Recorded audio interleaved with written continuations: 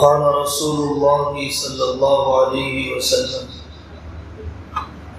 إنكم على بينة من ربكم ما لم تظهر فيكم سكرتان سكرة الجهل وسكرة حب العيش وأنتم تأمرون بالمعروف وتنهون عن المنكر وتجاهدون في سبيل الله فإذا ظهر فيكم حب الدنيا ولا تأمرون بالمعروف ولا تنهون عن المنكر القائمون فيه بالكتاب والسنة كالسابقين الأولين من المهاجرين والأنصار أو كما قال رسول الله صلی اللہ علیہ وسلم۔ میرے عزیزوں اور دینی بھائیوں، اللہ تعالیٰ نے ہمیں بہترین شریعت عطا فرمائی ہے۔ ثم جعلناک علی شریعۃ من الامر فاتبعها ولا تتبع اهواء الذین لا یعلمون۔ اس شریعت پر چلنے میں ہی ہمارا نفع ہے، انسانیت کا نفع ہے۔ بنانے والا اللہ جانتا ہے کہ بنی ہوئی چیز کیسے اچھی رہے گی، کیسے بگڑ جائے گی۔ کار کا بنانے والا جانتا ہے کہ اس میں ڈیزل ڈالا جائے گا تو یہ کار صحیح چلے گی، پیٹرول ڈالا جائے گا تو خراب ہو جائے گی۔ اتنے کلومیٹر چلنے کے بعد آئل چینج کرنا پڑے گا۔ اگر آئل چینج نہیں کیا گیا، بنانے والے کی بات نہیں مانی گئی تو گاڑی خراب ہو جائے گی، بیٹھنے والے کا بھی نقصان ہو جائے گا۔ بنانے والے اللہ نے ہمارے لیے کچھ کام کرنے کے بتلائے ہیں اور کچھ کاموں سے بچنے کے بتلائے ہیں۔ اگر ہم بنانے والے اللہ کی فرما برداری کریں گے تو ہماری گاڑی جنت کی منزل تک پہنچ جائے گی۔ ایک بڑے بزرگ تھے مولانا سعید احمد خان صاحب مکی رحمۃ اللہ علیہ، وہ مثال دیا کرتے تھے کہ جیسے گاڑی کا ہر پرزہ اپنی جگہ پر آ جائے تو گاڑی چلنے لگ جاتی ہے۔ ہیڈ لائٹ کی جگہ پر ہیڈ لائٹ آ جائے، ٹائر کی جگہ پر ٹائر آ جائے، اسٹیئرنگ کی جگہ پر اسٹیئرنگ آ جائے، گاڑی چلنے لگ جاتی ہے۔ قرآن کی جو آیتیں میری زندگی کے جس حصے سے متعلق ہے، جو آیتیں میری آنکھ سے متعلق ہے، آنکھ میں آ جائے۔ قرآن کی جو آیتیں کان سے متعلق ہے، کان میں اللہ کے احکام زندہ ہو جائیں سننے میں، یہ گاڑی بھی جنت کی منزل تک پہنچ جائے گی۔ لیکن ہیڈ لائٹ کی جگہ پر ہیڈ لائٹ نہیں لگایا، ٹائر کی جگہ پر ٹائر نہیں لگایا، گاڑی آگے بڑھنے والی نہیں ہے۔ شریعت کا جو حصہ شادی میں آنا چاہیے شادی میں آ جائے، شریعت کا جو حصہ، دین کا جو حصہ خلا طلاق میں آنا چاہیے، خلا طلاق میں آ جائے تو گاڑیاں منزل تک اطمینان سے پہنچ جائے گی۔ یہ دل اللہ نے اپنی محبت کے لیے بنایا ہے، جیسے یہ پیٹ کھانے کے لیے بنایا ہے۔ اگر میں اس پیٹ میں بجائے کھانے اور سوکھی روٹی کے تھوڑا سا لوہا ڈال دوں، تھوڑا سا پین چھوڑ دوں، نگل لوں، کتنی تکلیف ہوتی ہے، آدمی بے چین ہو جاتا ہے پیٹ کی تکلیف کی وجہ سے۔ کھانے کی جگہ ہے، لوہے کا ذرہ کیسے آ گیا؟ ایسے ہی یہ دل اللہ کی محبت کی جگہ ہے۔ اگر اللہ کے غیر کی محبت کا تھوڑا سا لوہا بھی آ جائے گا تو یہ دل بے چین ہو جائے گا۔ اس دل میں آنے کی چیز صرف اللہ کی محبت ہے، صرف اللہ کی محبت ہے۔ جیسے آدمی پاخانے سے نفرت کرتا ہے ویسے گناہ سے نفرت کرنے لگ جائے، جیسے آدمی گندگی سے نفرت کرتا ہے ویسے سود اور شراب سے نفرت کرنے لگ جائے۔ وَكَرِّهْ إِلَيْنَا الْكُفْرَ وَالْفُسُوقَ وَالْعِصْيَانَ، اے اللہ کفر، شرک اور گناہ کی نفرت میرے دل میں ڈال دیجیے۔ حَبِّبْ إِلَيْنَا الْإِيمَانَ، گناہ کو چھوٹا نہ سمجھو، نیکی کو بھی چھوٹا نہ سمجھو، کوئی نیکی چھوٹی نہیں ہے، کوئی گناہ چھوٹا نہیں ہے۔ آدمی جب گناہ کو چھوٹا سمجھتا ہے تو کر لیتا ہے، نیکی کو چھوٹا سمجھتا ہے تو چھوڑ دیتا ہے۔ اسی لیے علماء نے کہا لا صغیرۃ مع الاسرار ولا کبیرۃ مع الاستغفار، جو چھوٹا گناہ بار بار کیا جائے تو وہ بڑا ہو جاتا ہے، اور بڑے گناہ پر رویا دھویا جائے وہ چھوٹا ہو جاتا ہے، اللہ اسے معاف کر دیتے ہیں۔ کوئی آدمی چھوٹی سی چنگاری نہیں رکھ لیتا، چھوٹی ہی تو ہے، بڑی نہیں ہے۔ چھوٹے بچھو اور سانپ کو نہیں رکھ لیتا، چھوٹا ہی تو ہے۔ تھوڑا زہر کھانے پانی میں نہیں ڈالے گا، تھوڑا ہی تو ہے، لیکن گناہ کو چھوٹا ہونے کی وجہ سے کرتا ہے۔ چھوٹے سانپ سے، بچھو سے، تھوڑے زہر سے بچنے کی فکر ہے، لیکن چھوٹے گناہ سے بچنے کی فکر نہیں ہے۔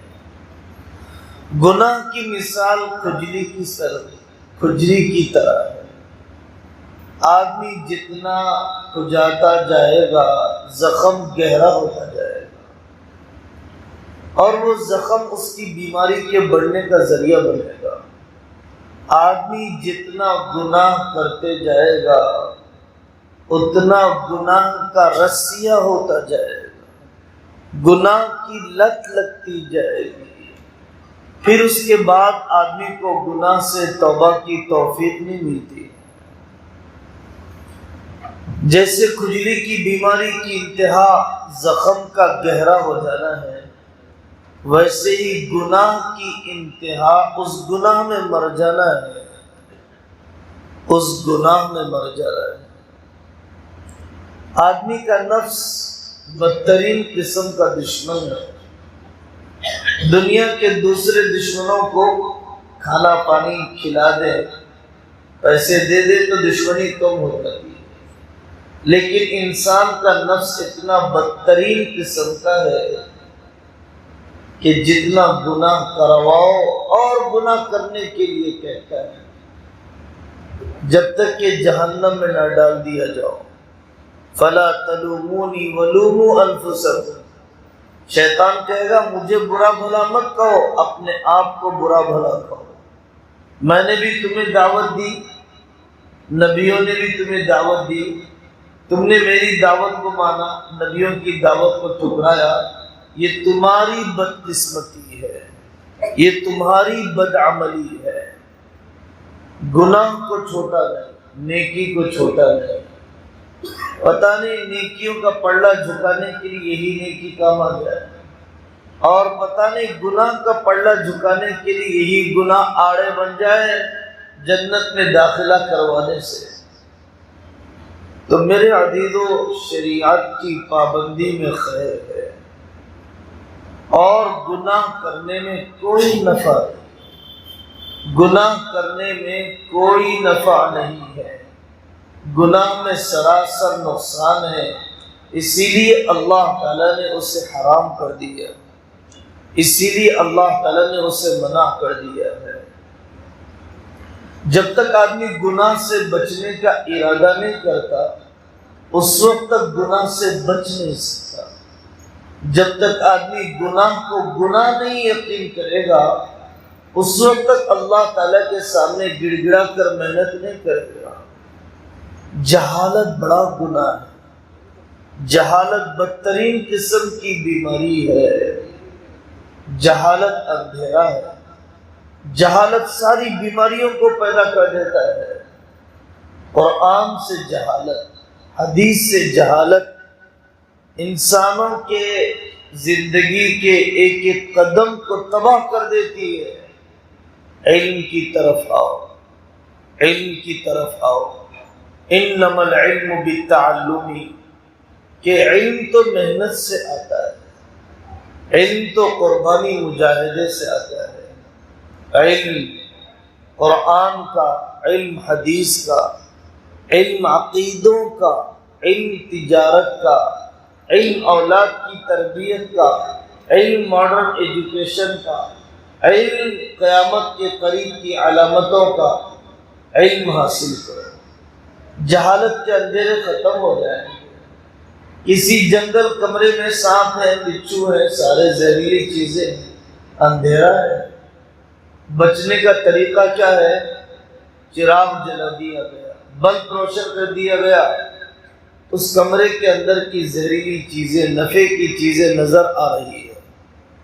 علم کا چراغ لگ جائے گا تو میری بیٹی کو پتہ چلے گا کہاں طلاق لینا ہے، کہاں خلا نہیں لینا ہے۔ علم کا چراغ جل جائے گا تو تاجر کو پتہ چلے گا کہ سود اور فائنانس کتنا تباہ کرنے والا ہے۔ جب علم آ جائے گا تو تب پتہ چلے گا کہ نکاح وقت پر ہونا چاہیے۔ نکاح میں تاخیر کی وجہ سے خاندانی نظام کیسے تباہ ہو جاتا ہے۔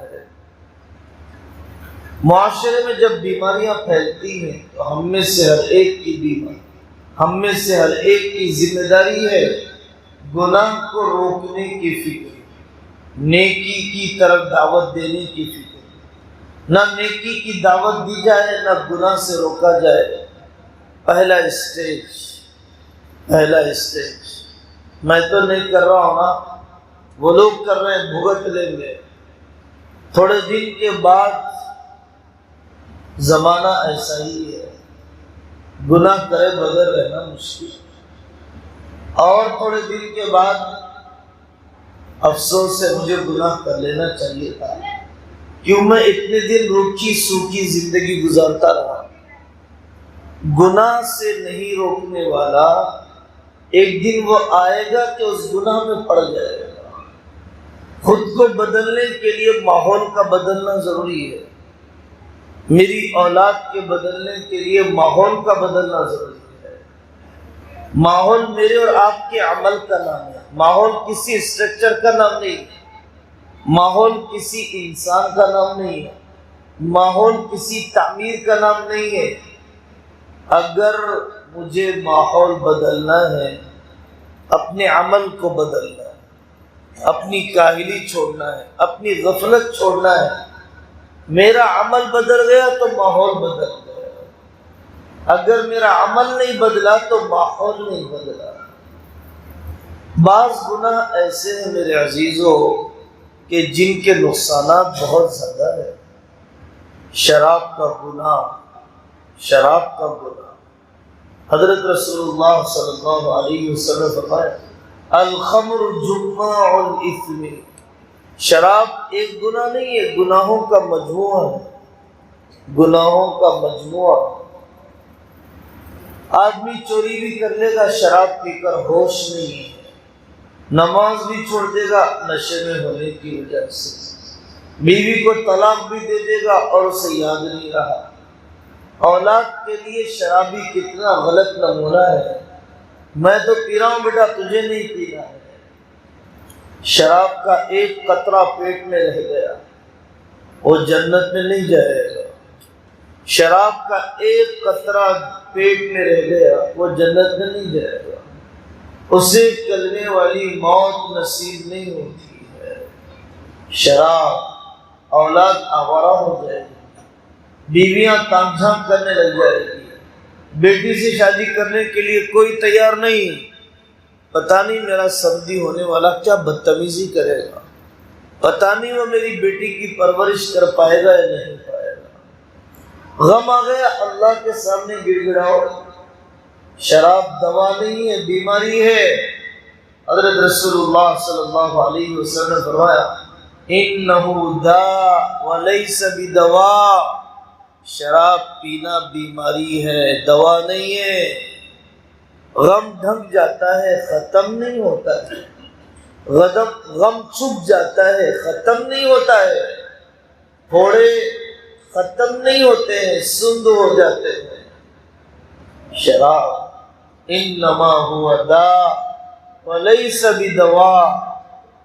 حضرت عثمان رضی اللہ عنہ کی روایت ہے کہ پہلے زمانے کے اندر ایک بڑا عبادت کرنے والا آدمی تھا، اسے وقت کی مہارانی نے بلایا اور بلا کر کہا یا تو میرے سے بے حیائی، یا تو شراب پینا ہے، یا تو اس غلام کو قتل کرنا ہے۔ ان تین گناہوں میں سے تمہیں ایک گناہ ضرور کرنا ہے، یا تو بے حیائی، یا تو شراب، یا تو اس غلام کا قتل کرنا بلا وجہ کے۔ اس عابد نے یہ سوچا کہ صاحب قتل کرنا بھی گناہ ہے، بے حیائی بھی گناہ ہے، چلو تھوڑی سی شراب پی لیتا ہوں۔ تھوڑی سی پی لیا، کہنے والے نے کہا اور پی، اس نے اور پیا، نشے میں دھت ہو گیا، بے حیائی کا گناہ بھی کر لیا، غلام کو قتل بھی کیا اور نشے میں دھت ہونے کے بعد بے حیائی کا گناہ بھی کر دیا۔ تو یہ ہے الخمر جماع الاثم، کہ شراب ایک گناہ نہیں ہے، کئی گناہوں کا مجموعہ ہے۔ قتل کا گناہ بھی ہو گیا، بے حیائی کا گناہ بھی ہو گیا، ایک گناہ کی وجہ سے، اور پتہ نہیں آدمی کہاں کہاں تک بڑھ جاتا ہے۔ ایک بادشاہ سے سلطنت چھین گئی، میدان ہار گیا، اپنی ماں کے پاس آ کر رونے لگا، تو ماں نے کہا بیٹا بہادروں کی طرح جنگ میں میدان جنگ میں بہادروں کی طرح مقابلہ نہیں کر سکتے، تو اب گھر آ کر عورتوں کی طرح رونے کا کیا فائدہ ہے؟ جب میدان جنگ میں مقابلہ نہیں کر سکتے تو پھر گھر آ کر عورتوں کی طرح رونے کا کیا فائدہ؟ اسی لیے میرے عزیزو، اس گناہ سے اپنے معاشرے کو پاک کرنا، اپنے محلے پر محنت کرنا کہ کوئی شرابی باقی نہ رہے، کوئی شرابی باقی نہ رہے۔ یاد رکھو مرد کا کمال غیرت ہے، عورت کا کمال حیا ہے۔ جب مردوں سے غیرت نکل جاتی ہے تو عورتوں سے حیا نکل جاتی ہے، جب مردوں سے غیرت نکل جاتی ہے تو عورتوں سے حیا نکل جاتی ہے۔ مجھے غیرت چاہیے، غیرت دو پیسے کما کر لائے گا، غیرت اپنی بیٹی کو پردہ پہنائے گا، غیرت ذاتی مکان کی تعمیر کرے گا، غیرت اپنی بچیوں کو 5 کے بعد مردوں کے ساتھ مخلوط تعلیم میں نہیں بٹھائے گا، غیرت سسرال کے ٹکڑوں پر نہیں پلے گا، جہیز کی رقم پر نہیں جیے گا، غیرت قرضہ نہیں ڈبائے گا۔ یہ غیرت ہے، یہ غیرت ہے۔ ایک صحابی آئے رسول اللہ صلی اللہ علیہ وسلم کے پاس، یا رسول اللہ آقا نے دیکھا کہ محنت کرتے کرتے ہاتھ گٹھے کی طرح ہو گئے۔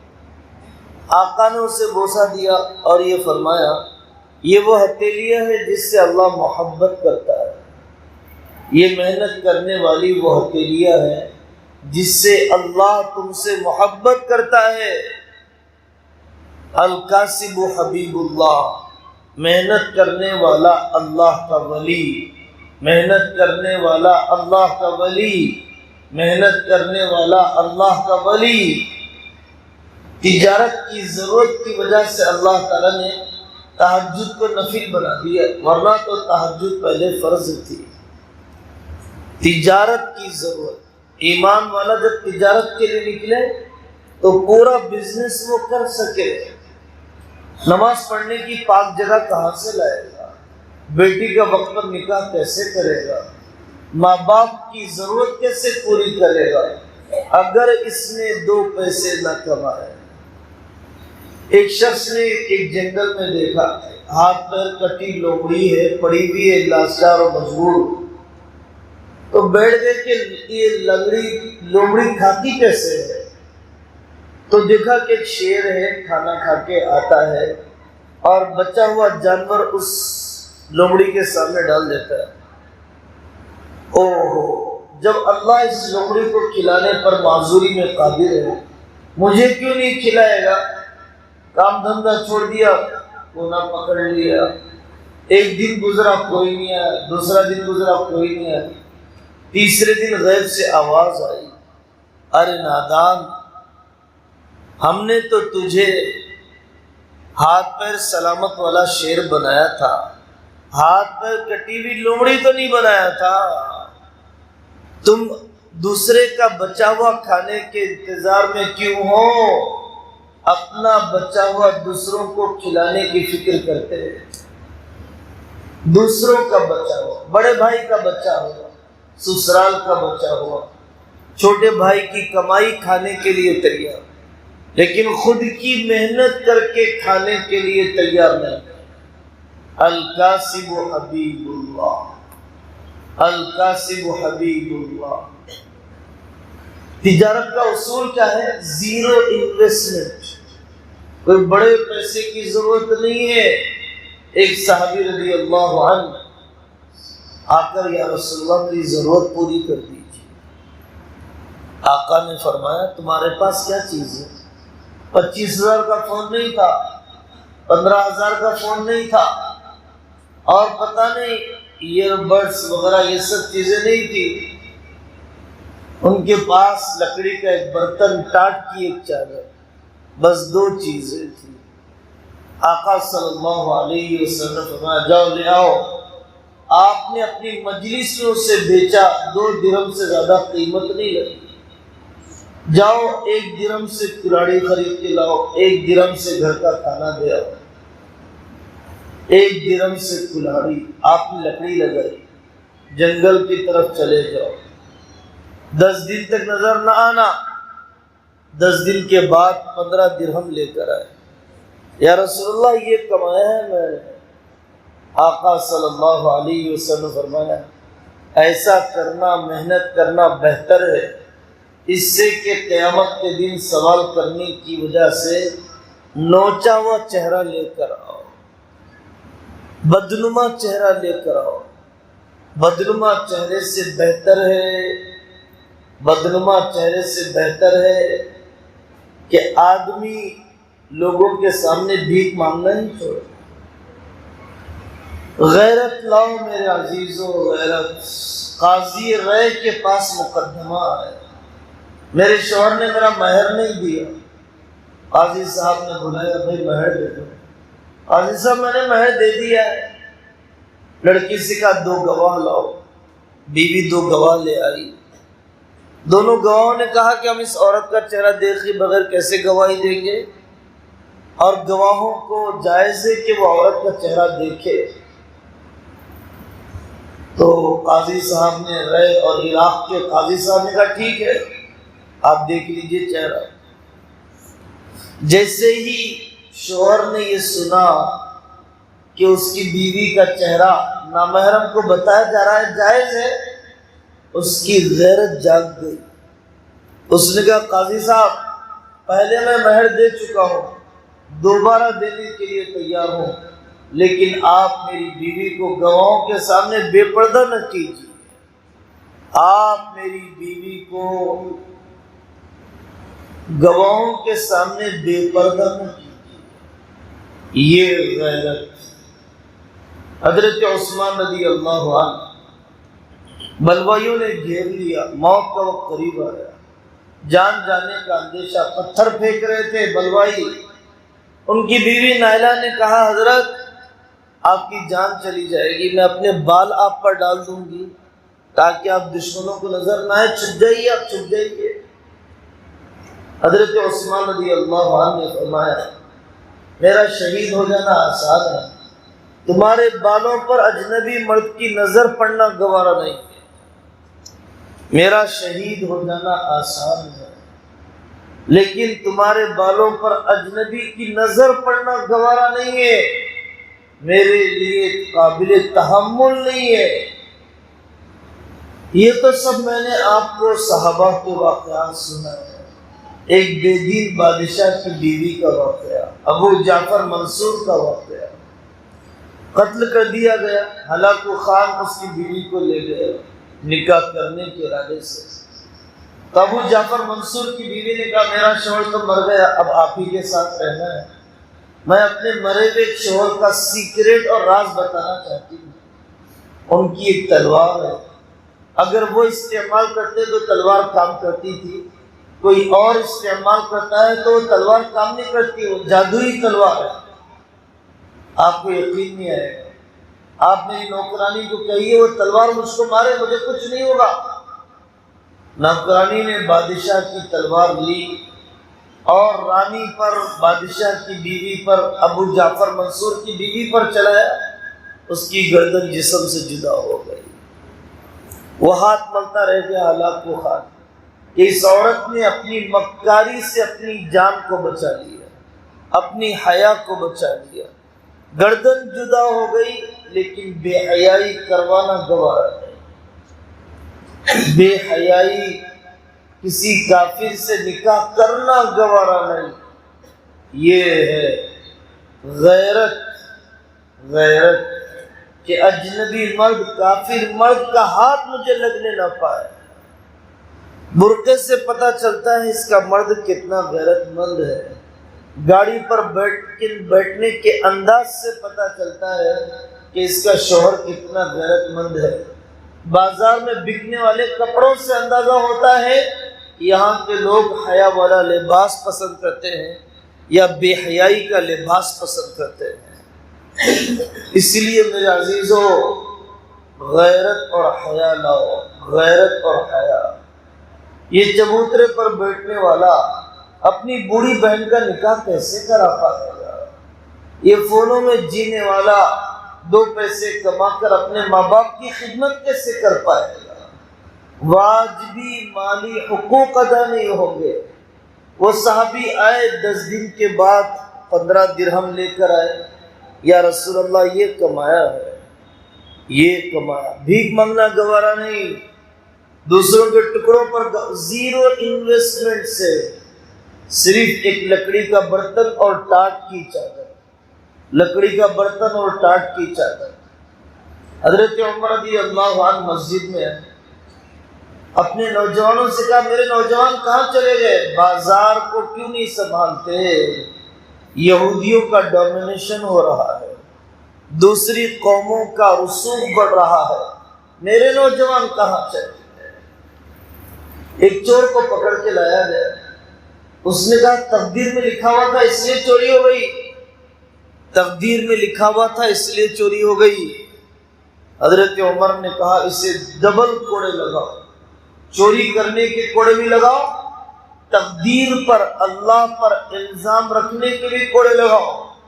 گناہ سے بچنا نہیں چاہتا، تقدیر کا بہانہ دینا چاہتا ہے، گناہ سے بچنا نہیں چاہتا، تقدیر کا بہانہ لینا چاہتا ہے۔ حضرت عمر نے کہا اسے جوتے لگاؤ، اسے جوتے لگاؤ۔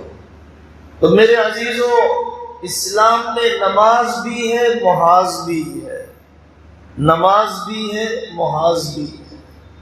میدان جنگ میں نماز پڑھنے کا طریقہ، آدھی جماعت میدان جنگ میں، آدھی جماعت 1 رکعت نماز، پھر وہ آ جائے گی میدان جنگ میں، یہ جائے گی 1 رکعت پڑھنے کے لیے، وہ 1 رکعت پڑھ کے آ جائے گی، پہلی والی ٹکری، پہلے والی جماعت وہ اپنی دوسری رکعت پڑھے گی، پھر اس کے بعد والی جماعت دوسری رکعت پڑھے گی۔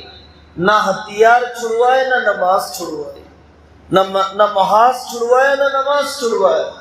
یہ اسلام کی تعلیم ہے کہ تقدیر بھی پوری، تدبیر بھی پوری، تقدیر بھی پوری کی جائے، یقین اور تدبیر بھی پوری اپنائی جائے، تدبیر میں بھی، محنت اور کوشش میں بھی کوئی کمی نہ کی جائے۔ فجر کے بعد انسان کے علاوہ کوئی اور جانور سوتا نہیں ہے۔ لو انکم تتوکلون علی اللہ حق توکلہ لرزقکم کما یرزق الطیر تغدو خماصا وتروح بطانا۔ پرندے بھی اللہ کی ذات پر بھروسہ کرتے ہیں، گھونسلے میں سو کر نہیں، گھونسلے میں سو کر بھروسہ نہیں کرتے، سویرے نکل جاتے ہیں اور شام میں بھرے ہوئے پیٹ آتے ہیں۔ اور ہمارا نوجوان گھر میں پڑے ہوئے رہتا ہے اللہ پہ بھروسہ کرتے ہوئے، پرندوں کی سمجھ سے بھی چھوٹی سمجھ ہے۔ سویرے تجارت کے لیے نکلا کرو، سویرے تجارت کے لیے نکلا کرو۔ حضرت صخر رضی اللہ عنہ سویرے اپنے مزدوروں کو بھیج دیتے تھے تجارت کے لیے۔ اللہ نے اتنی برکت دی کہ کئی شہروں میں ان کی تجارت کو پھیلا دیا، ان کی تجارت کو پھیلا دیا۔ تجارت سویرے، تجارت حلال کاروبار، حلال مال سے، انٹرسٹ اور فائنانس سے نہیں، امانت داری کے ساتھ، جھوٹ اور ڈکیٹی کے ساتھ نہیں، خیانت کے ساتھ نہیں، عیب چھپانے کے ساتھ نہیں، میکینک بن کر آنے والے کو ٹوپی ڈالنے کے ساتھ نہیں، امانت کے ساتھ تجارت۔ امام ابو حنیفہ رحمۃ اللہ علیہ نے اپنے شاگرد کو کپڑا دیا اور یہ کہا بیٹا یہ عیب بتا کر بیچنا، یہ 100 روپے کا کپڑا ہے 50 روپے میں بیچنا، عیب بتا کر بیچنا۔ وہ شاگرد گیا، اس نے محنت کی، بھول کر 100 روپے میں بیچ دیا، حالانکہ عیب کی وجہ سے 50 میں بیچنا چاہیے تھا۔ امام ابو حنیفہ رحمۃ اللہ علیہ کو پتہ چلا تو 50 روپے حلال ہے، 50 روپے حرام ہے۔ حضرت امام ابو حنیفہ رحمۃ اللہ نے پورے 100 روپے وہاں کے فقیروں پر صدقہ کر دیا کہ مجھے شبے والا مال نہیں چاہیے، مجھے شک والا مال نہیں چاہیے، مجھے دھوکہ دہی کے ساتھ لایا گیا مال نہیں چاہیے۔ حضرت بشر حافی رحمۃ اللہ علیہ، حضرت امام احمد بن حنبل کے پاس 2 لڑکیاں آئیں، حضرت ہم بادشاہ کے چراغوں کی روشنی میں کپڑا بن لیا ہے، بادشاہوں کا مال تو حرام ہوتا ہے، ہم نے اس کی روشنی میں کپڑا بنا ہے، یہ بنا ہوا کپڑا ہمارے لیے جائز ہے یا ناجائز؟ امام احمد بن حنبل نے فرمایا ناجائز ہے۔ حضرت ہم نے کپڑا بنا ہے، کچھ چراغ کی روشنی میں، کچھ چاندنی کی روشنی میں، تھوڑا سا فرق آ جاتا ہے، یہ فرق بتائے بغیر بیچنا جائز ہے؟ امام احمد بن حنبل نے فرمایا ناجائز ہے۔ وہ مسئلہ پوچھ کے چلی گئی۔ ان کے بیٹے نے کہا، عبداللہ بن احمد بن حنبل نے کہا بھائی آپ نے کیا مسئلہ بتایا؟ ایسی تو کوئی بڑی چیز نہیں ہے، آپ نے ناجائز کیوں کہا؟ جاؤ بیٹا جاؤ، دیکھاؤ یہ لڑکیاں کہاں سے آئی ہیں، یہ بشر حافی کی بہنیں ہیں، عام لوگوں کے لیے حلال ہے لیکن اس ولی کی بہنوں کے لیے حلال نہیں ہے، اس ولی کی بہنوں کے لیے حلال نہیں ہے۔ کہاں کھڑا کر دیا اپنی بیویوں کو راشن کی لائن میں، کہاں کھڑا کر دیا اپنی بیٹیوں کو نوکری جاب کروانے کے لیے، مرد کہاں چلے گئے، ان کے بیٹے کہاں چلے گئے، ان کی اولاد کہاں چلی گئی، ان کے بھائی کہاں چلے گئے؟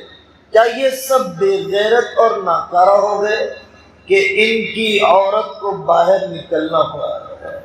حضرت شعیب علیہ السلام بوڑھے ہو گئے تھے تو وہ اپنی بیٹیوں کو بھیجتے تھے بکریاں چرانے کے لیے، تربیت پائی ہوئی بیٹیاں، وَأَبُونَا شَيْخٌ کبیر، تربیت پائی ہوئی بیٹیاں۔ تو میرے عزیزو، میرا ہی گھر میں نہیں چلا رہا ہوں، کسی بیوہ کا وظیفہ کیا دوں گا؟ میں اپنے بیٹوں کی فیس ہی نہیں دیتا، یتیموں کا خرچ کیا اٹھاؤں گا؟ مجھ سے تو میرے پیٹ کی ضرورت پوری نہیں ہوتی، میں ملک کی ضرورت کے لیے کیا خرچ کروں گا؟ کسی کو وکیل بنانے، کسی کو مفتی بنانے، کسی مکتب کے قائم کرنے، کسی قیدی کو رہا کرنے پر کہاں سے خرچ کروں گا جب میں کمانے کے قابل ہی نہیں رہا، جب میں محنت کرنے والا ہی نہیں رہا؟ رب کعبہ کی قسم، جو آدمی پیاز اپنی گردن پر ڈالے ہوئے پیاز پیاز پیاز کہتے ہوئے پھر رہا ہے، اللہ اللہ اللہ کہنے والے کا ذکر کا جو ثواب ہے وہ حلال روزگار والے کو اللہ عطا فرمائے۔ اتنا بڑا مقام ہے، اتنا بڑا مقام ہے۔ التاجر الصدوق الامین جیسے بادشاہ کے ساتھ اس کا ڈرائیور بھی بیٹھ جاتا ہے، ویسے اس تاجر کو نبی کے ساتھ دسترخوان پر بٹھایا جائے گا۔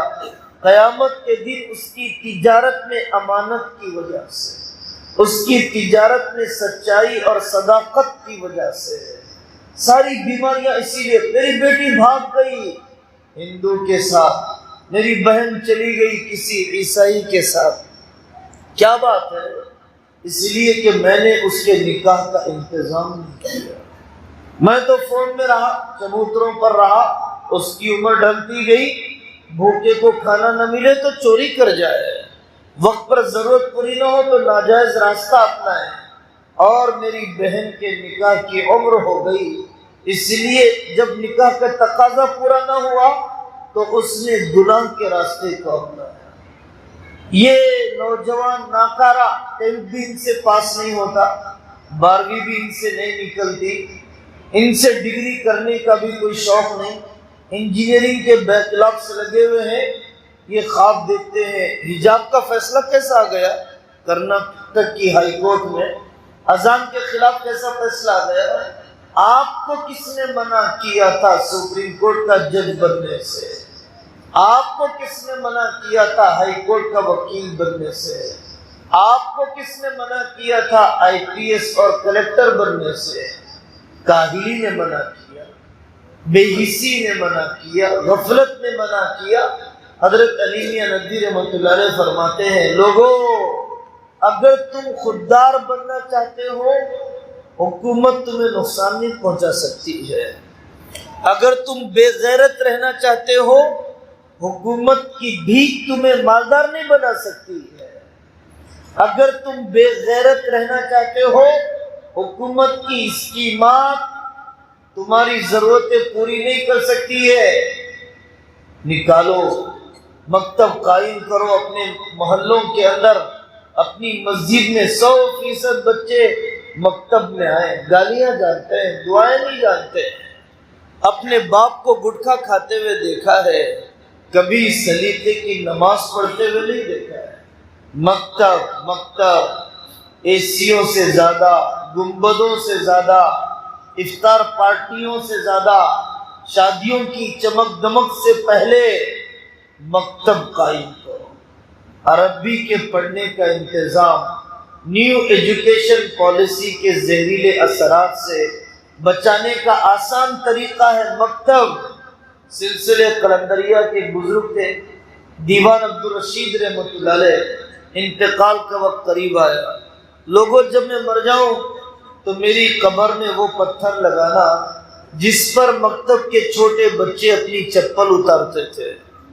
اتنا بڑا ولی دنیا سے جا رہا ہے اور کہتا ہے میری قبر میں وہ پتھر لگانا کہ جس پر عربی پڑھنے والے بچے جوتیاں اتارتے تھے، اس کی برکت سے مجھے قبر کے عذاب سے بچنے کی امید ہے، اس کی برکت سے مجھے قبر کے عذاب سے بچنے کی امید ہے۔ مصر میں ایک بڑے بزرگ گزرے ہیں، سحنون حمزہ رحمۃ اللہ علیہ، انہوں نے اللہ کی محبت میں ایک مرتبہ فرمایا، وَلَيْسَ فِي سِوَاكَ حَظٌّ فَكَيْفَ مَا شِئْتَ فَامْتَحِنْ، اے اللہ آپ کے علاوہ مجھے کسی سے محبت نہیں ہے، آپ مجھے جیسے چاہے امتحان لے لیجیے۔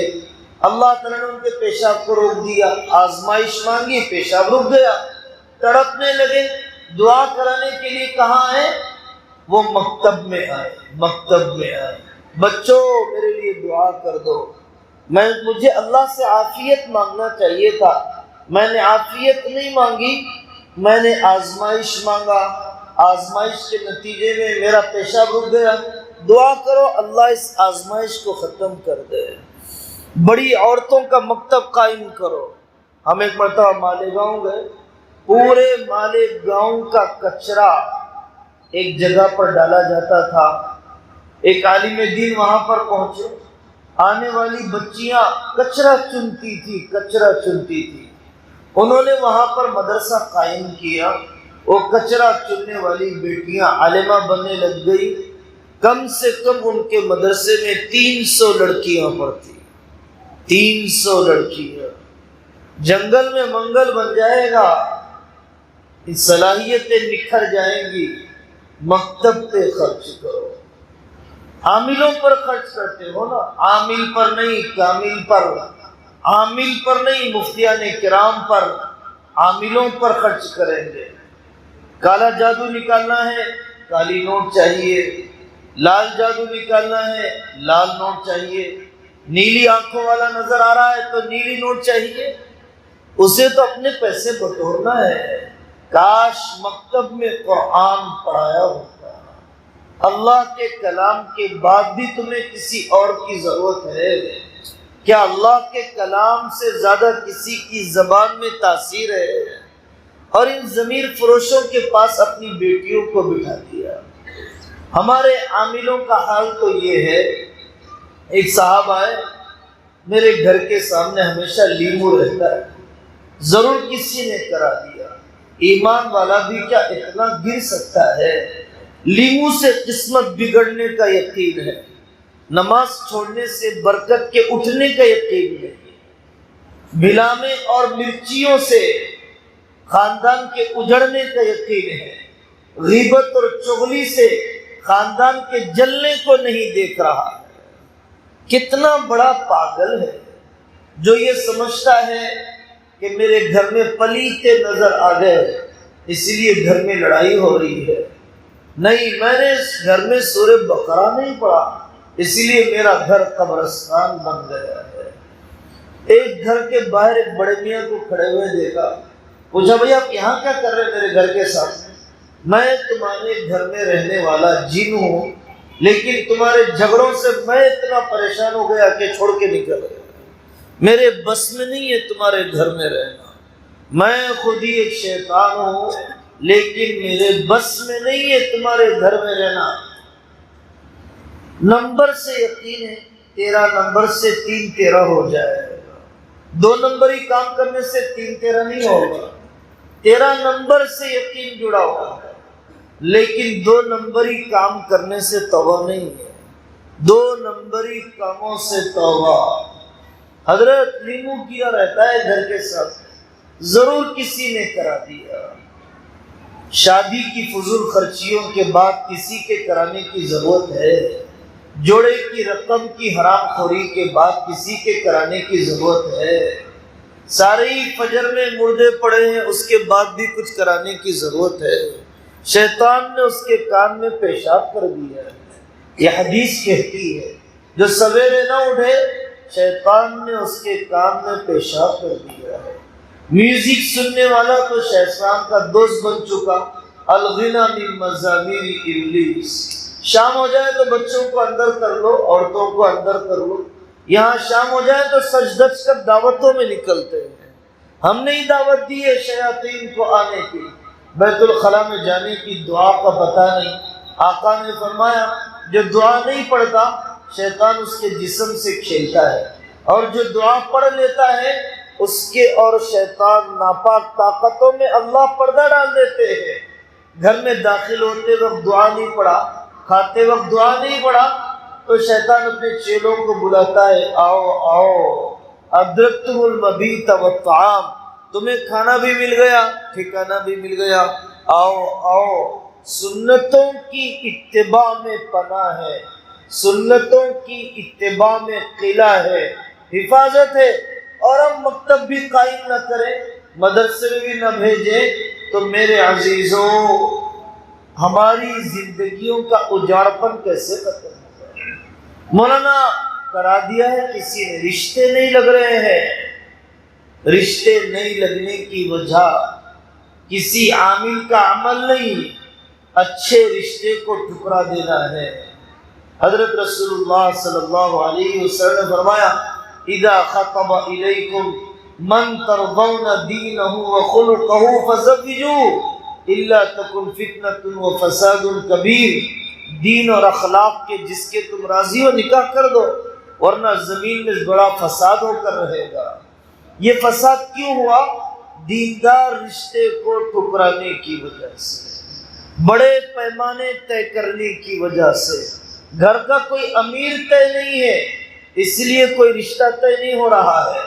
رشتہ کرنا ہے تو پورے ایگزامینر بن گئے، پوری خالائیں، پوری پھوپھیاں، پوری بہنیں، پوری بھابھیاں، ان سب کے پیمانے، ان سب کے اسکیل میں کوئی لڑکا آئے گا، کوئی لڑکی آئے گی تو اوکے کریں گے، میری بہن کو سمجھ میں نہیں آ رہا، ہماری دادی کو سمجھ میں نہیں آ رہا۔ حضرت مولانا عاقل صاحب رحمۃ اللہ علیہ فرماتے تھے، یہ دیکھنے کے لیے جانے والیاں، ایک کے دانت بڑے ہیں، ایک کے سر کے بال خالی ہیں، ایک ان پڑھ ہے، کچھ بھی نہیں جانتی ہے، قرآن سے ناواقف ہے، ایک کا رنگ بھی ٹھکانے کا نہیں ہے، اگر یہ جتنے پیمانے، جتنے معیارات اس لڑکی کو دیکھ رہی ہے، اگر دیکھنے والی کو اس اسکیل میں دیکھا جاتا تو ایک کا بھی نکاح نہ ہو۔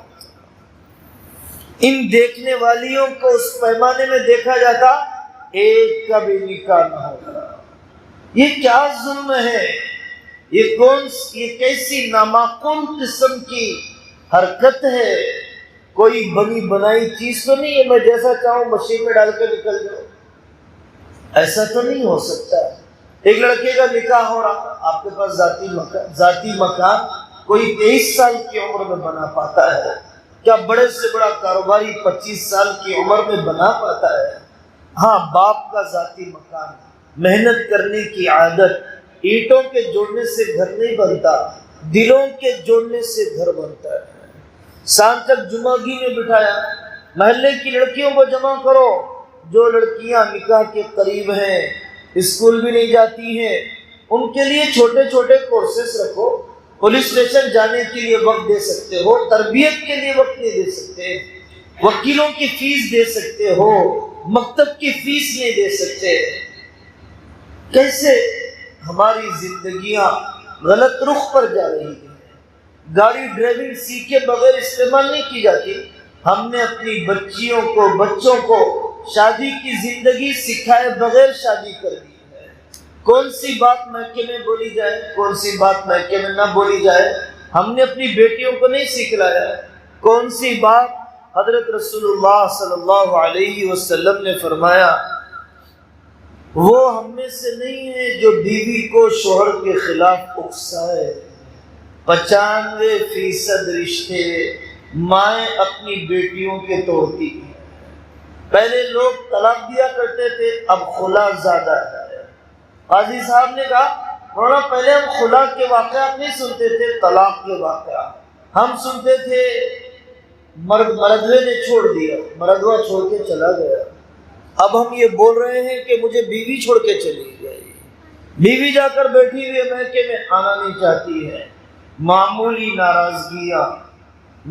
ناراضگیاں، جتنے خلا کا مشورہ دینے والے ہیں، جتنے طلاق کے مشورے دینے والے ہیں، جتنے جلتی آگ پر تیل ڈالنے والے ہیں، ان سے پوچھو دوسرے نکاح کی ذمہ داری لے لو، ان سے پوچھو دوسرا نکاح 100% ایک مزاج کا شوہر دلاؤ، کوئی ذمہ داری لینے کے لیے تیار نہیں، لیکن جلتی آگ میں تیل ڈالنے کے لیے لعن اللہ الذواقین والذواقات ایما امرأة سألت زوجها الطلاق بغیر ما باس حرام علیہا رائحۃ الجنہ، جو بھی بغیر کسی شرعی عذر کے خلا مانگتی ہے، اللہ اس کے اوپر جنت کی خوشبو حرام کر دیتے ہیں، اللہ اس کے اوپر جنت کی خوشبو حرام کر دیتے ہیں۔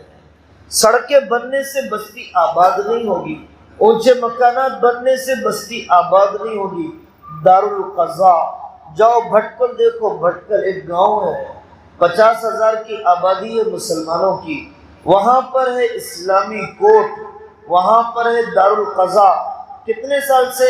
1100 سال سے، 1100 سال سے دارالقضاء۔ جو جائیداد کا جھگڑا مفتی صاحب کے پاس، جو طلاق خلا کا جھگڑا مفتی صاحب کے پاس، تو ان کے پاس 1100 سال سے دارالقضاء چل رہا ہے، 200 سال کے لکھے ہوئے کیسز محفوظ ہیں۔ یہ مسلمانوں کی بستی ہے، یہ مسلمانوں کی بستی ہے، اور پورے 50,000 کی آبادی میں ہمارے قاضی صاحب، مفتی صاحب جو کہہ دے وہ فیصلہ آخری ہے، وہ فیصلہ آخری ہے۔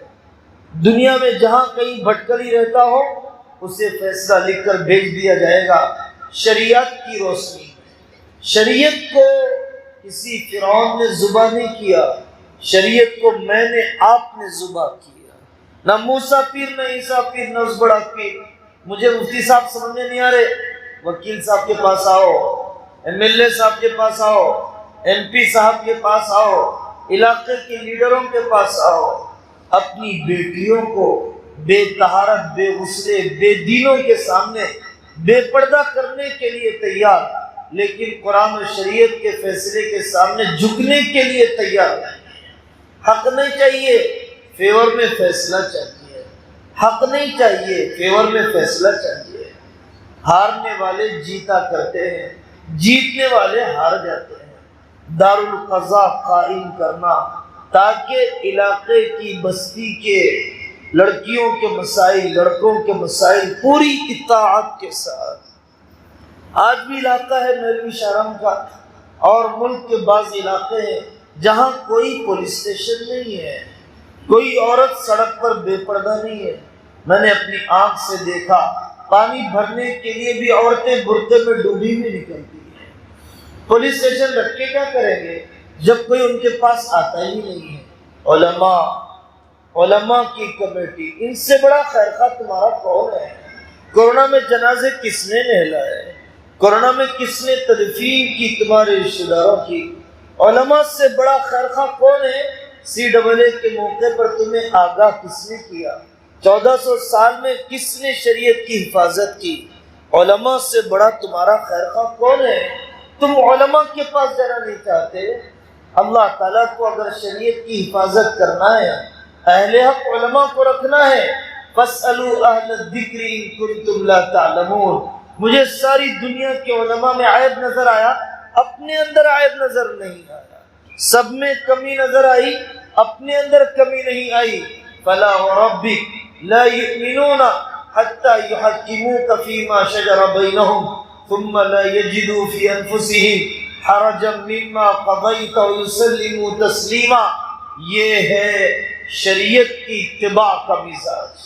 ساتھ میں رہتے ہیں، محبتوں کے ساتھ نہیں رہتے، علیحدہ ہوتے ہیں، محبتوں سے علیحدہ نہیں ہوتے۔ حضرت حسن رضی اللہ عنہ کا ایک عورت کے ساتھ خلا ہوا، علیحدگی ہوئی۔ حضرت حسن نے اسے شہد کے مٹکے زیورات بھیجے، اس نے اس پر ایک جملہ کہا، متاع قلیل من حبیب المفارق، بہت تھوڑا سا سامان ہے جدا ہونے والے محبوب کی طرف سے، بہت تھوڑا سا سامان ہے جدا ہونے والے محبوب کی طرف سے۔ یہ جملہ حضرت حسن کو پہنچا تو دوبارہ اس عورت سے نکاح کر لیا۔ جدا بھی ہوتے تھے بڑی محبتوں کے ساتھ، یہاں الگ بھی ہو جاتے ہیں، ڈوری کیس بھی چل رہا ہے، الگ بھی ہو جاتے ہیں اور جھگڑے بھی چل رہے ہیں، ایک دوسرے کا سامنا کرنے کے لیے تیار نہیں ہے۔ جب تک جیب خالی نہیں ہوتی اس وقت تک غصہ ٹھنڈا نہیں ہوتا۔ ضد نے عدالتوں کو آباد کر رکھا ہے، ضد نے عدالتوں کو آباد کر رکھا ہے، ہٹ دھرمی نے عدالتوں کو آباد کر رکھا ہے۔ تو میرے عزیزوں، ضرورت ہے اپنے علاقوں کے اندر اس قسم کے علماء اور اس قسم کے کاموں کی۔ اپنے پورے علاقے کا سروے کیا جائے، کتنے بچے ہیں، کتنی بیوائیں ہیں، کتنے یتیم ہیں، کتنے اسکول کو جاتے ہیں، کتنے مکتب کو آتے ہیں۔ آسمان سے کوئی نہیں اترے گا۔ اگر ہم بدلنے کے لیے تیار ہیں، حکومت کب بدلے گی؟ فرعون کب ڈوبے گا؟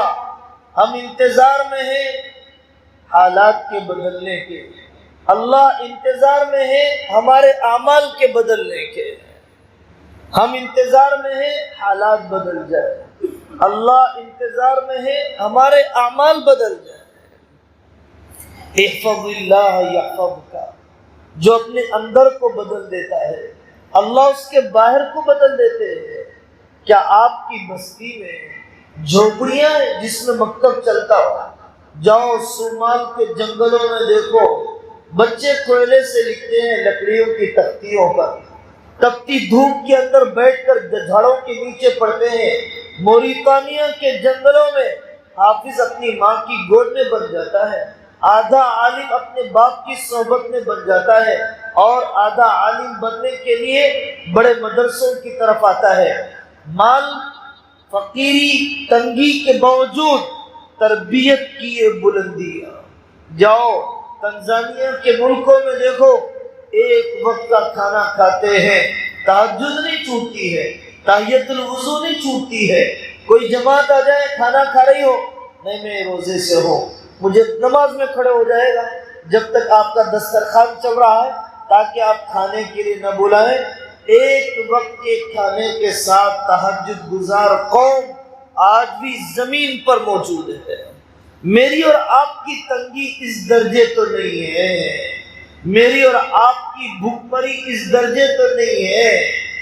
ہم نے اپنی آنکھ سے دیکھا، رشیا سے اپنی جمع پونجی سب سمیٹ کر چلتے چلتے ترکی میں داخل ہو گیا، مسجد کے باہر کھڑے ہوئے تسبیح تر ٹوپیاں بیچتا ہے، اور باقی اوقات میں اپنے ملک کے لوگوں کو قرآن پڑھاتا ہے۔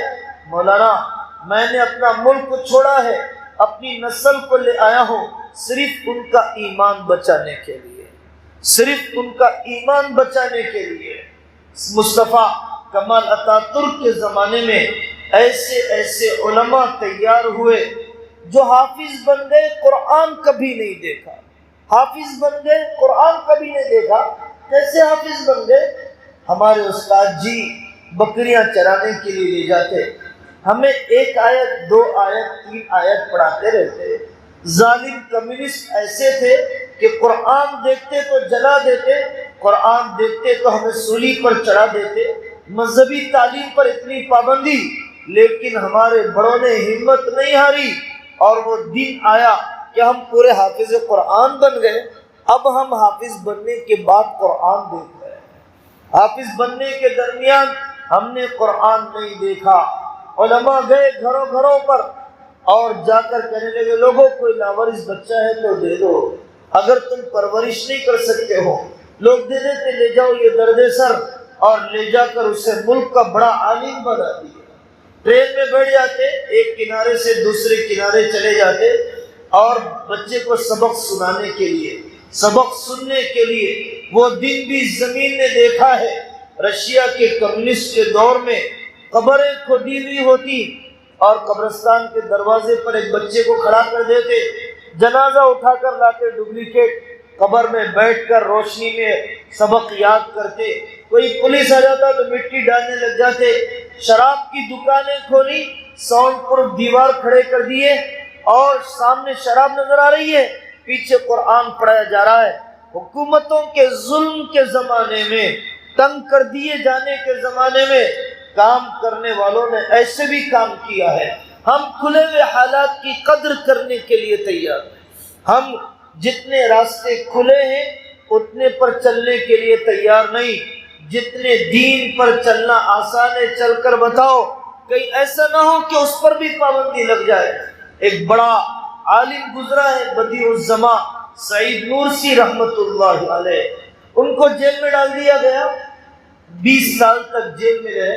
چھوٹی چھوٹی پرچیوں پر خط لکھتے تھے، اسلامی مضامین لکھتے، 6000 خطوط انہوں نے لکھے، اور ہاتھ سے لکھا ہوا خط شاگرد ہاتھ سے لکھ کر 5 لاکھ شاگردوں تک ان کے خطوط کو پہنچا دیتے تھے۔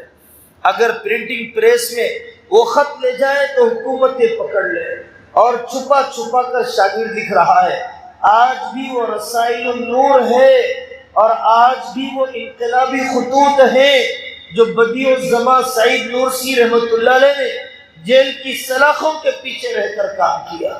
ان کا جسم بند تھا، جذبات بند نہیں تھے، ان کا جسم قید میں تھا، ان کے حوصلے قید میں نہیں تھے۔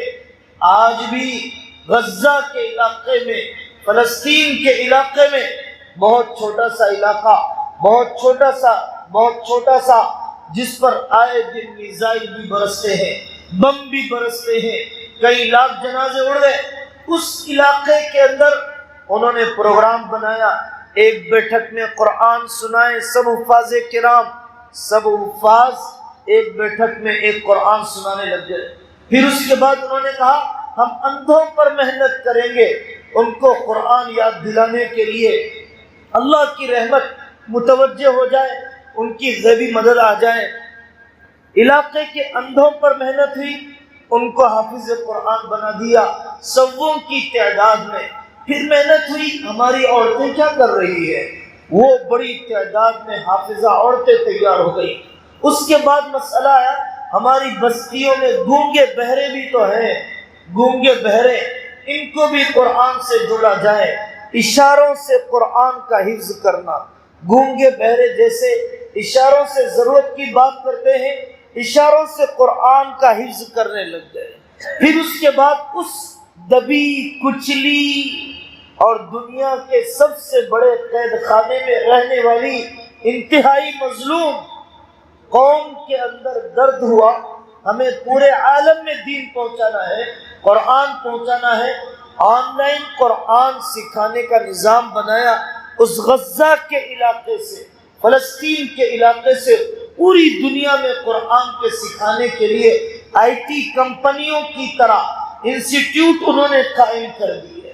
کام کرنے والے قید و بند میں کرتے ہیں، کام کرنے والے دبے کچلے ہونے کی حالت میں کرتے ہیں، نہیں کرنے والے شکایتوں کی زندگی گزارتے ہیں، دشمنوں کا غم اٹھائے لیے پھرتے ہیں۔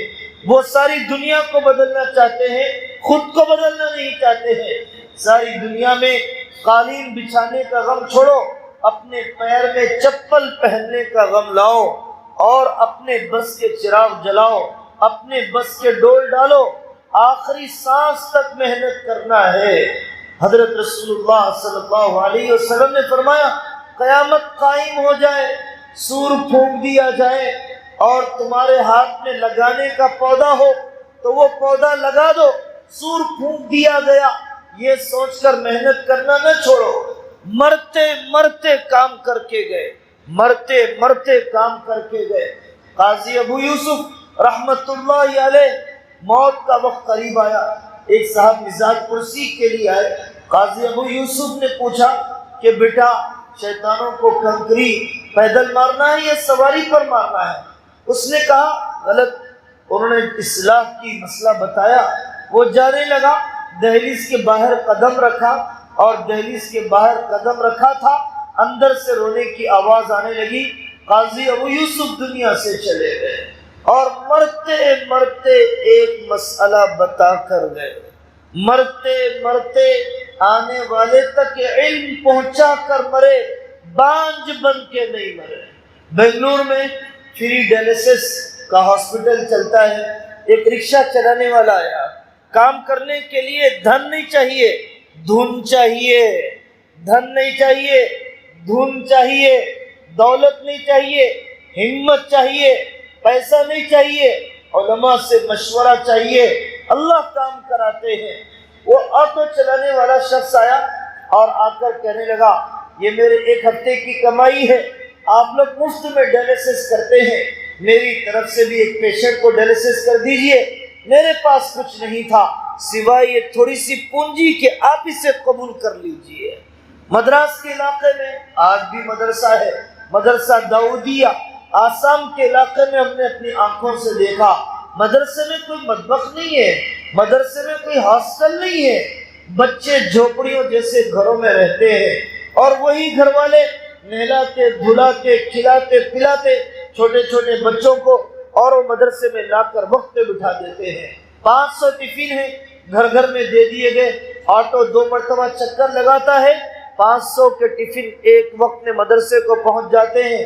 کرنے والے کیسے کر رہے ہیں؟ چھوٹی چھوٹی بستیوں کے اندر کر رہے ہیں۔ یہاں 47 لاکھ بیوائیں ہیں، یتیم ہیں، کوئی ان کی مزاج پرسی کرنے والا نہیں۔ ایک احتجاج، ایک میں مظاہرے، ایک پروٹیسٹ کرنے سے ملک کے حالات نہیں بدلیں گے۔ یہ ملک آزاد ہوا 200 سال کی محنت سے، انگریز اس ملک پر قابض ہوا 70-80 سال کی محنت سے۔ انقلاب صدیوں میں آتا ہے، انقلاب سالوں میں آتا ہے، ایک دکان آباد کرنے کے لیے 10 سال لگ جاتے ہیں، ایک قوم کو اٹھانے کے لیے 10 سال لگ جاتے ہیں۔ جاپان پر ہیروشیما ناگاساکی بم برسا دیے گئے، کمر توڑ دی گئی۔ انہوں نے کہا ہم 8 گھنٹے کام کرتے تھے، 10 گھنٹے کریں گے، ہمارے مرد کرتے تھے، عورتیں بھی کریں گی۔ اب وہ دن آیا کہ وہ اپنے کاروبار تجارت میں ساری دنیا پر چھا گیا۔ محنت محنت محنت، والذین جاہدوا فینا لنہدینہم سبلنا۔ ایسا نہیں ہو سکتا ہے کہ غیر مسلم آم کا درخت لگائے اور اس کے درخت پر کانٹے آ جائے، میں ببول کا درخت لگاؤں اس کو آم لگ جائے، نہیں ہو سکتا ہے ایسا۔ میں نے ببول کا درخت لگایا ہے، ببول کے کانٹے ہی آئیں گے۔ اس نے آم کا درخت لگایا ہے، اس کے درخت پر آم ہی آئیں گے۔ ان کے بچے اپنے بوڑھے ریٹائرڈ ججوں کے پاس آشرموں میں بیٹھ کر سپریم کورٹ کا جج کیسے بن جائے، سی اے کی پڑھائی کیسے پڑھے، U P S I P S کی تیاری کیسے کرے، وہ اپنے تجربات ایکسپیرینس کو آئندہ کی نسلوں میں منتقل کرنا چاہتے ہیں۔ ہم نے کیا اپنی نسلوں کے لیے اتنی کوششیں کی ہے؟ میرے عزیزوں، وَلَنُذِيقَنَّهُمْ مِنَ الْعَذَابِ الْأَدْنَىٰ دُونَ الْعَذَابِ الْأَكْبَرِ لَعَلَّهُمْ يَرْجِعُونَ۔ اصل مسئلہ تو کلمے والی موت کا ہے۔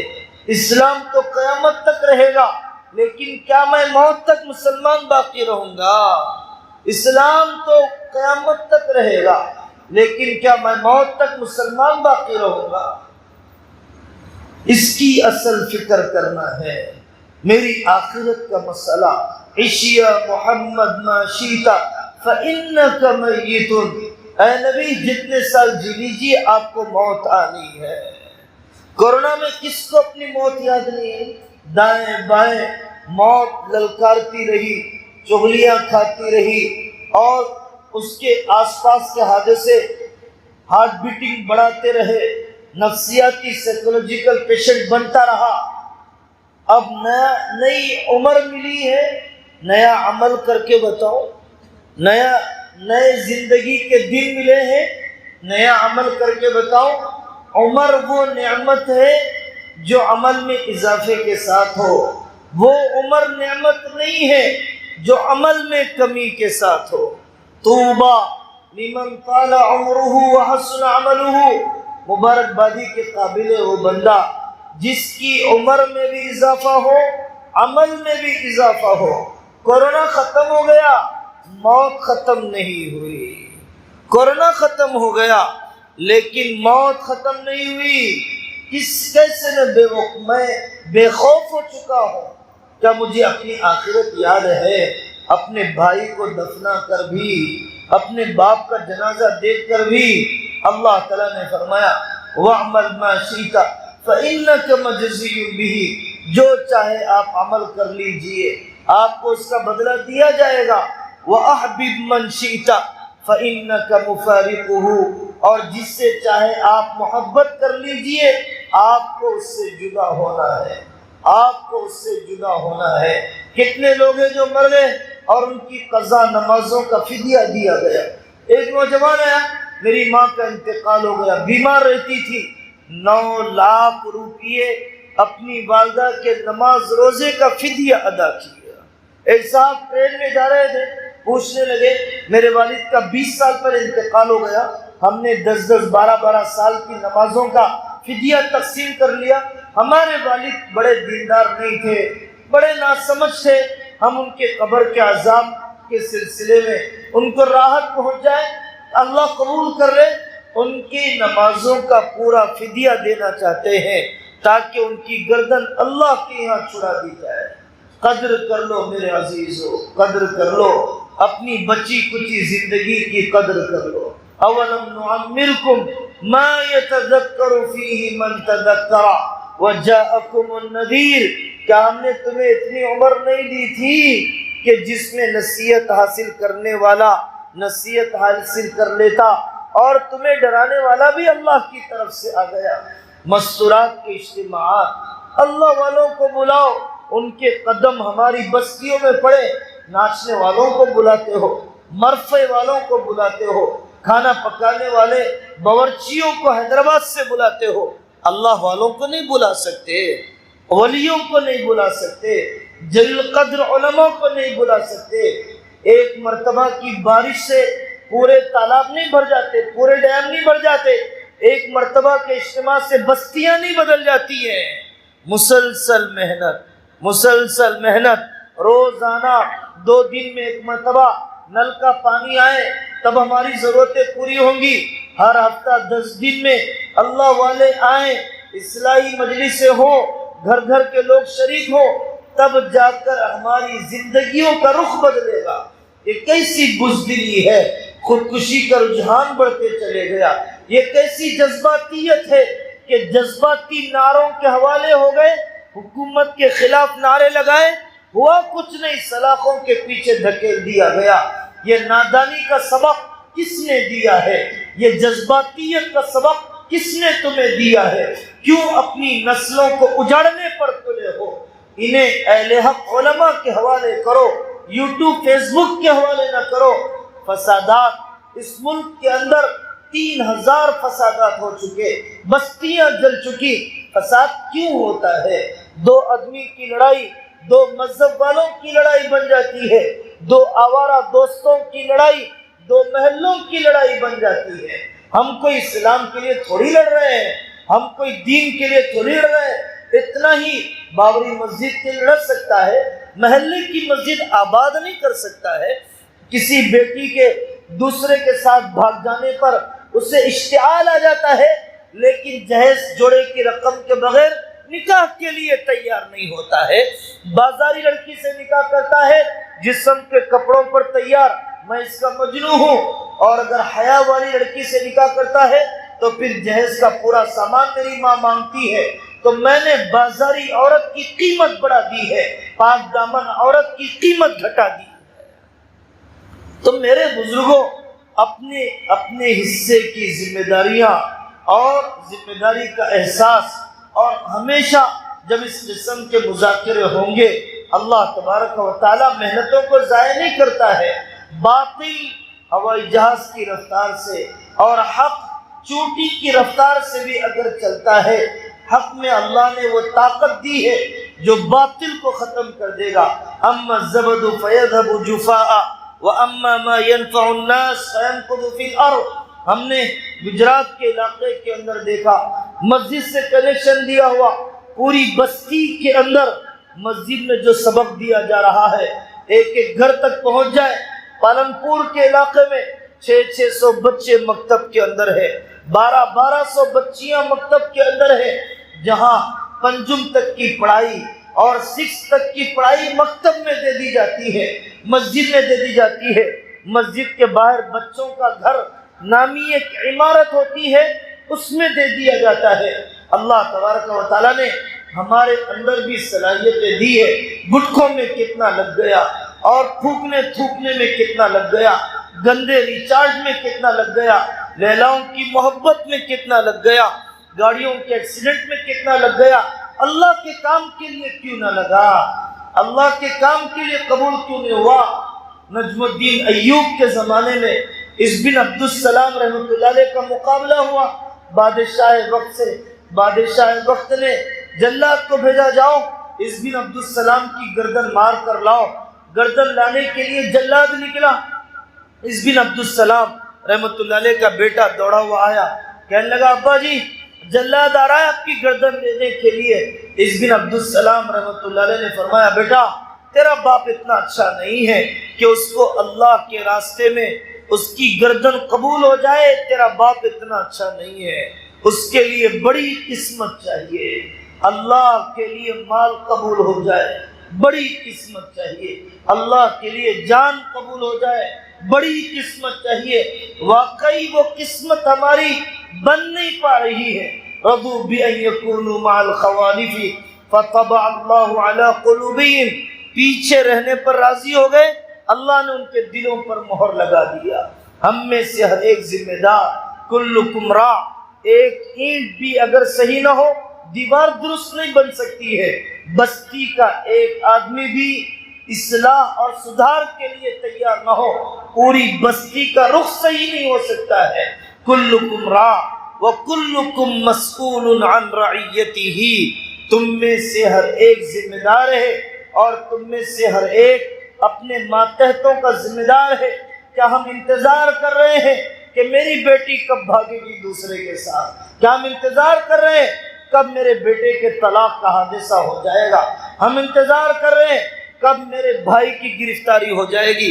ہم انتظار کر رہے ہیں سیلاب میرے گھر میں کب آئے گا؟ ہم انتظار کر رہے ہیں کہ کب میری کورونا سے موت ہو اور مجھے لاوارث جنازے کی طرح چھوڑ دیا جائے۔ ہم انتظار کر رہے ہیں کہ میری اولاد مرتد ہو جائے، قادیانی، شکیلی، ملحد، ایتھیسٹ بن جائے، اس کے بعد ہم کوشش کریں گے۔ بیماری کے آنے سے پہلے صحت کے بچانے کی کوشش نہیں کریں گے۔ یہ سمجھداروں کا طریقہ نہیں ہے۔ سمجھداروں کا طریقہ یہی ہے، بیماری کے آنے سے پہلے صحت کا انتظام، بیماری کے آنے سے پہلے دواخانے کا انتظام، بیماری کے آنے سے پہلے پرہیز کا انتظام۔ کوئی اپنے بارے میں دھوکے میں نہ رہے۔ یہ فتنوں کا دور ہے، یہ فتنوں کا دور ہے۔ اس ملک میں ایک ہی مسئلہ ہے، مہنگائی کا مسئلہ نہیں، ماولنچی کا مسئلہ نہیں، فسادات کا مسئلہ نہیں، اس ملک کے اندر جی ڈی پی کے ڈھل جانے کا مسئلہ نہیں، اس ملک کے اندر الیکشن کی دھاندلیوں کا مسئلہ نہیں، حکومت کے سوتیلے پن کا مسئلہ نہیں، اور قانون کی جکڑ بندیوں کا مسئلہ نہیں۔ اس ملک میں ایک ہی مسئلہ ہے، میری اور آپ کی نسل ایمان پر کیسے مر جائے۔ حضرت یوسف علیہ السلام جس سماج میں پیدا ہوئے، مورتی پوجا عام تھی۔ اللہ کے نبی، باپ بھی نبی، دادا بھی نبی، پردادا بھی نبی، غم ہے میرے رب ایمان پر موت دے دے۔ توفنی مسلمہ والحقنی بالصالحین، اے اللہ ایمان کی حالت میں موت عطا فرما، نیک بندوں کے ساتھ حشر فرما۔ تو میرے عزیزوں، یہ کرنے کے کام ہیں، مکتب کو مضبوط کرنا کرنے کے کام ہیں، دارالقضاء قائم کرنا کرنے کے کام ہیں، بالغات قریب النکاح لڑکیوں کے لیے اجتماعات کا منعقد کرنا یہ کرنے کے کام ہیں، نوجوانوں کی تعلیم اور تجارت کے لیے کونسلنگ کرنا، اپنے چبوتروں پر بیٹھ کے تانا دینے سے، اپنے گھروں میں بیٹھ کر صرف شکایت کرنے سے کہیں پر بھی اندھیرا ختم نہیں ہوگا۔ کرنے کا کام ہے اپنے دینی ماحول والے اسکول کے قائم کرنے کا کام ہے اپنے آدھار کارڈ، اپنے ووٹر آئی ڈی کارڈ کے درست کرنے کا کام ہے اپنے نوجوانوں کو جذباتیت میں بہنے سے روک کر، اشتعال میں بہنے سے روک کر، مزید اپنی عمروں کو تباہ کرنے سے روکنے کا ایک کام ہے جو ہمیں کرنا چاہیے۔ اللہ تبارک و تعالی ہم سب کو عمل کرنے کی توفیق عطا فرمائے، ہماری بستیوں کو آباد فرمائے، علم کا چراغ روشن فرمائے، جہالت اور بددینی کا پروردگار عالم خاتمہ فرمائے، ہماری صلاحیتوں کو جان و مال کی اللہ تعالی قبول فرما لے، قبول فرما لے، قبول فرما لے۔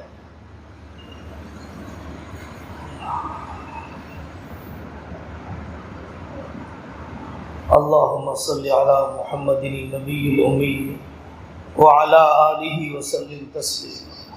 یا ربنا یا غایت رغبتنا، یا سند من لا سند لنا، یا عماد من لا عماد لنا، یا کنز الفقراء ویا حرز الضعفاء ویا رحیم المساکین۔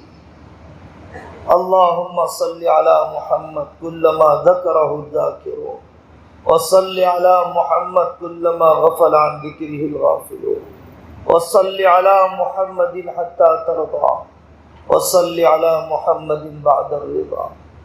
اے اللہ ہماری جہالت پر رحم فرما، ہمارے خاندانوں کے انتشار پر رحم فرما، ہماری گھروں کی بے برکتی پر رحم فرما۔ ہماری اولاد آنکھوں کا کانٹا بن گئی، ہماری تربیت نہ کرنے کے نتیجے میں ہمارے ظلم عظیم کو معاف فرما، ہمارے سنگین جرم کو معاف فرما۔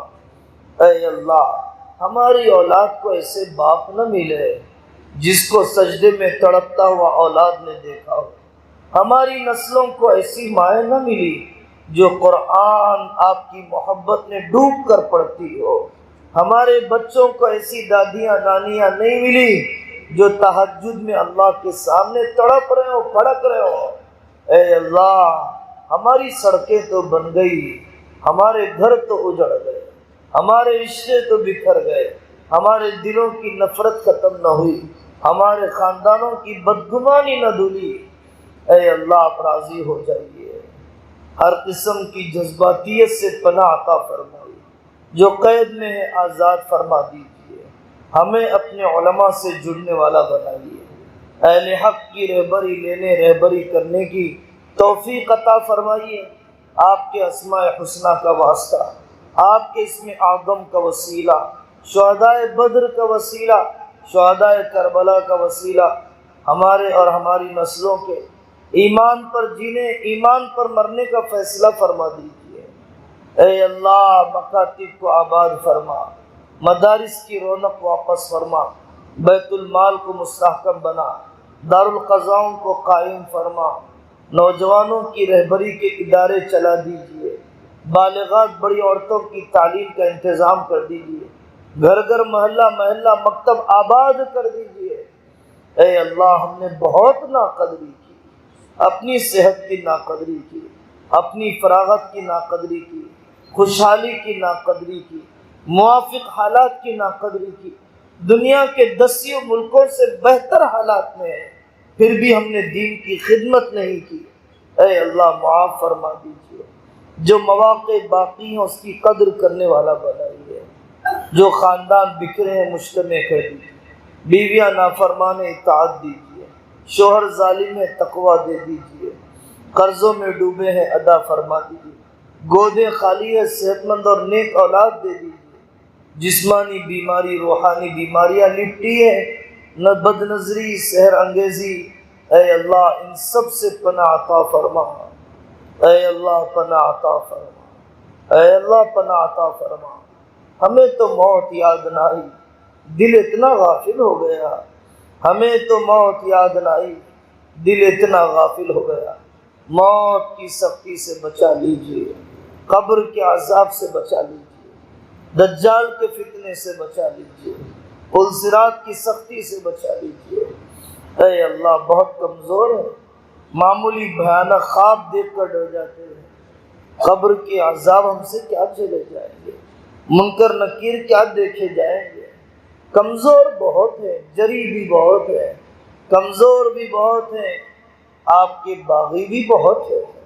اے اللہ، ہم نہیں جانتے زندگی کی آخری رات ہوگی ہے، ہم نہیں جانتے زندگی کا آخری دن، آخری ہفتہ